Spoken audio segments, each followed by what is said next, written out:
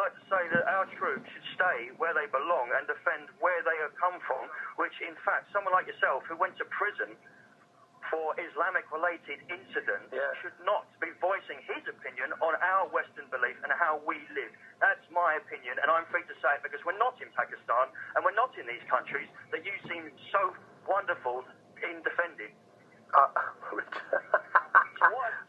Richard, you sound like a clown. When you debate people like Douglas Murray, you look a fool. What? You look a fool, and you know it. You don't say what. You know exactly what I'm talking about. But Richard, hold on a minute. Calm down. You're a hypocrite. Do you believe in Muhammad or not? Calm down, sir. Calm down, Richard.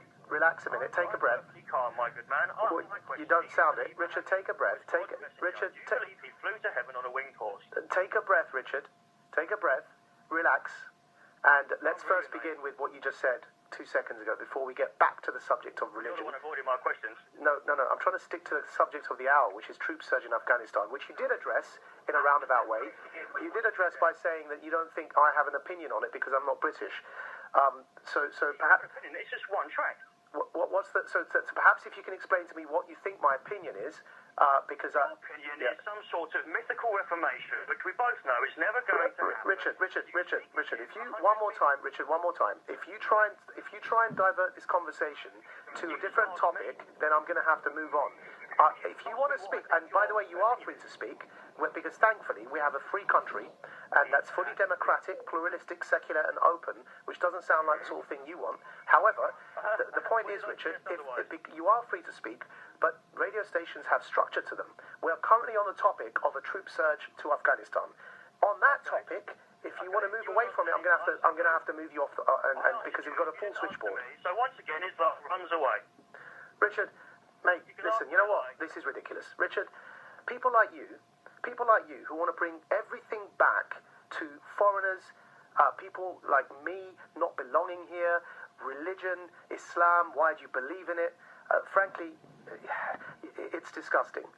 You call in a radio show to hijack the topic, to grind your own axe, and you've made your racist overtones very clear because you've suggested that I don't belong in this debate nor in this country because I'm of Pakistani origin. I tried my best to be welcoming, accommodating, which is more than I can say for you, by allowing you multiple times to stick to the topic. And all you wanted to do, a bit like an Islamist extremist, is define me by religion and talk to me about religion when we're trying to talk about something else.